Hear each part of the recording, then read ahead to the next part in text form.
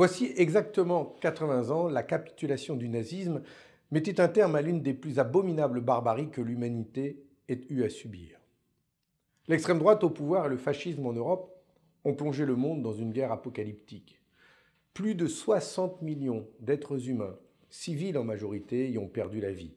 Et parmi eux, 6 millions de juifs et des centaines de milliers de tziganes, de personnes handicapées, d'homosexuels, de résistants, ont été victimes de la plus gigantesque entreprise génocidaire imaginée dans l'histoire. Et tout cela, au nom d'une idéologie fondée sur la haine, le racisme, l'antisémitisme et la destruction d'êtres humains jugés inférieurs. Au sortir de cette épreuve, un cri avait jailli des nations et des peuples enfin libérés de la servitude et qui disait « plus jamais ça ».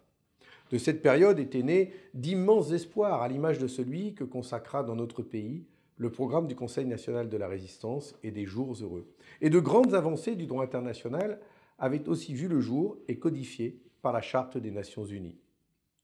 Hélas, aujourd'hui, ressurgissent des fascismes, des populismes, des intégrismes fanatiques, et la haine de l'autre revoit le jour. Tout est fait pour diviser les peuples en désignant des boucs émissaires à leurs souffrances. Un nouveau négationnisme s'épanouit, cherchant à effacer des mémoires la trace des crimes du passé.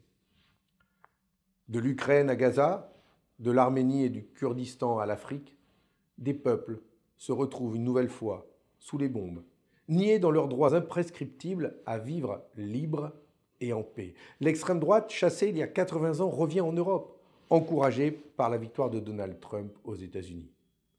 L'heure est à résister et à nourrir l'espoir de reconquérir le droit et la justice, construire la paix et construire un nouvel ordre du monde.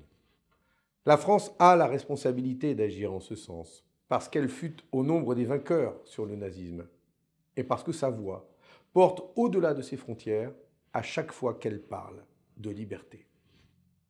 Fidèles à leur engagement dans la résistance, les communistes veulent mettre toute leur énergie au service de ce combat vital, parce que nous ne voulons plus jamais ça.